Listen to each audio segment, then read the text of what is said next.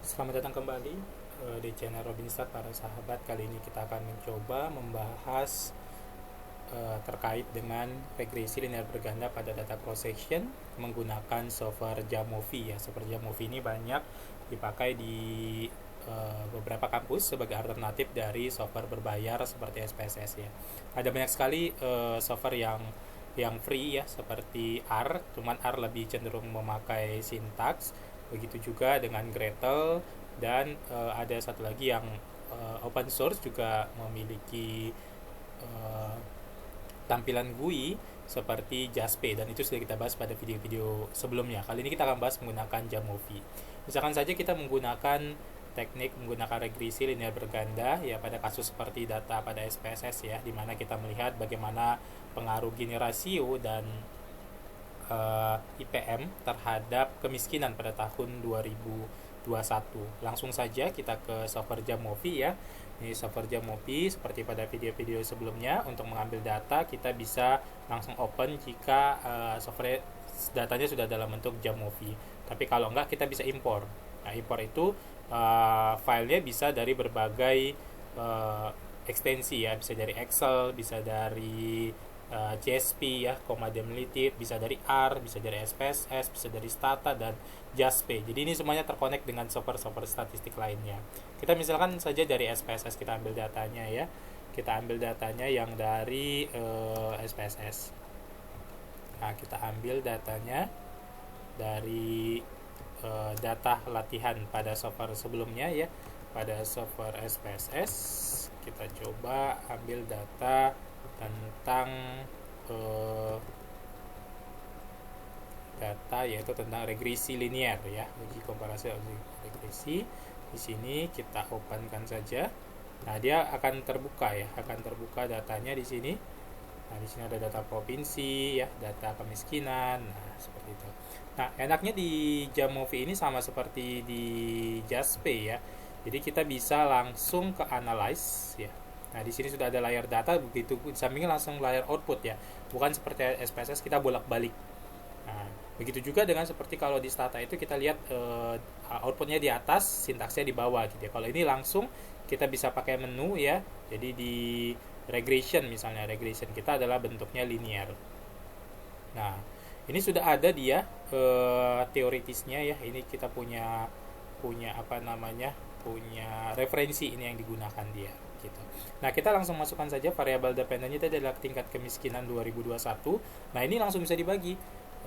Variabel kita berbentuk kovariat atau numerik atau berbentuk faktor atau dummy gitu ya. Kalau di SPSS dia enggak ada. Jadi dia dianggap kovariat semua gitu ya. Jadi kalau dummy ya kita harus membuat dummy variabel ya. Kalau dua kategori ya cuma satu dummy variabel, misalkan gender nggak apa-apa.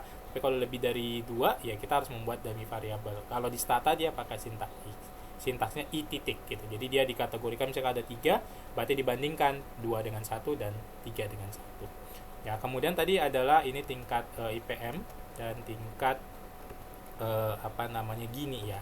Nah, dia langsung ada di sini outputnya. Nah, bisa kita lihat di sini model fitnya. Nah, model fitnya berarti dia mampu menjelaskan sebesar R-square-nya itu 62%. Nah, apakah IPM berpengaruh? Ya, berpengaruh signifikan negatif. Ya, jadi kenaikan IPM akan menurunkan kemiskinan. Begitu juga dengan Gini, itu dia signifikan tapi positif. Jadi kenaikan Gini ya, kenaikan ketidakmerataan atau ketimpangan akan meningkatkan kemiskinan. Ya. Nah, di sini kita banyak opsi-opsi yang bisa kita pilih ya di model Boiler ini. Nah, kita bisa nanti menggunakan add new block. Jadi bisa jadi blok 1. Jadi untuk kita menggunakan misalkan kita mau ganti dengan IPM misalnya. IPM tadi mau diganti dengan TPT.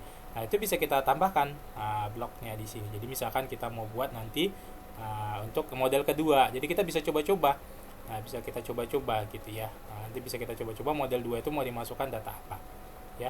Nah, seperti itu. Jadi dia lebih catching lah kalau kita lihat. Kemudian kalau nanti dia misalnya ada variabelnya itu dummy, nah kita bisa menentukan siapa yang menjadi reference-nya. Misalkan kayak di sini kita punya variabel dummy itu adalah tipe ya.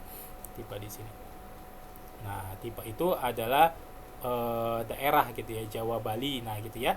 Nah, nanti kita bisa lihat variabel di sininya siapa nih sebagai patokannya. Nah, apakah dibandingkan dengan Sumatera atau dibanding daerah selain Sumatera, Jawa, Bali. Nah, berarti di sini, nah variabel daminya. Apakah berbeda tingkat kemiskinannya? Nah, seperti itu ya. Berarti kalau kalau di sini kalau kita bandingkan dengan Sumatera misalnya, kita bisa lihat nih bahwa daerah Jawa, Bali versus Sumatera itu tidak terlalu berbeda, tapi kalau lainnya terhadap Sumatera itu sedikit berbeda nilai kemiskinannya ya. Nah, itu kalau kita pakai variabelnya variabel dummy. Nah, kemudian kita bisa membuat lagi asumsinya. Asumsinya nggak perlu klik-klik yang lain, tinggal kita mau di sini nih. Apa yang mau kita asumsinya? Nah, misalkan kita mau melihat normalitas. Nah, ketik aja normality. Nah, di sini ya. Nah, dia akan keluar langsung. Nah, normality testnya. Oh, dia lebih besar dari 0,05. Berarti dia dianggap normal. Collinearity, apakah ada multi-call antar ininya? Nah, kalau kita lihat VIF-nya semuanya lebih kecil dari 10 seperti itu. Nah, kemudian kalau autocall-nya, nah kalau data kita time series, nah berarti bisa kita uji autocall-nya ya. Misalkan ini p-value-nya lebih besar dari 0,5 berarti tidak terjadi autocall-nya. Kalau mau lihat Kiki plot-nya juga bisa. Nah, Kiki plot. Oke, seperti itu ya. Nanti ada gambar Kiki plot di bawah. Nah, seperti jadi dia cenderung normal ya. Kalau lihat cook distance ini untuk melihat bisa melihat salah satunya adalah dia lebih kepada data-data outlier ya. Cook distance itu nanti bisa melihat data outlier. Nah, kemudian kita juga bisa melihat di sini adalah untuk model fitnya apa aja yang mau kita keluarkan. Nah, tadi kita belum ada uji simultannya. Nah, itu uji F ya kan. Nah, kita lihat nanti di sini ada uji F-nya. Oke, di sini ada uji F-nya. Nah, ini ya overall testnya atau uji ANOVA-nya ya.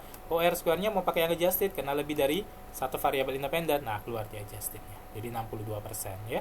Tadi cook distance-nya tadi di sini tidak terjadi variabel yang outlier ya, kecenderungan outlier itu tidak ada, atau di sini dia nilai yang berpengaruh itu bagaimana ya.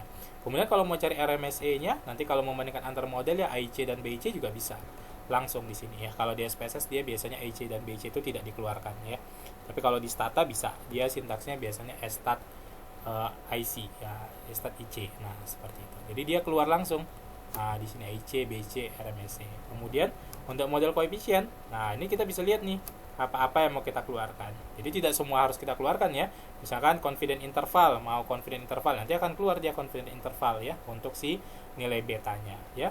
Nah, nanti kalau estimate marginal effect, nanti biasanya di sini ini marginal effect ini biasanya untuk di model-model kayak Probit itu dikeluarkan di marginal effect-nya ya. Marginal effect-nya karena Probit itu tidak bisa langsung dilakukan runningnya gitu ya. Nah, di sini bisa kita save nilai predicted, nilai residual, dan cook distance ya.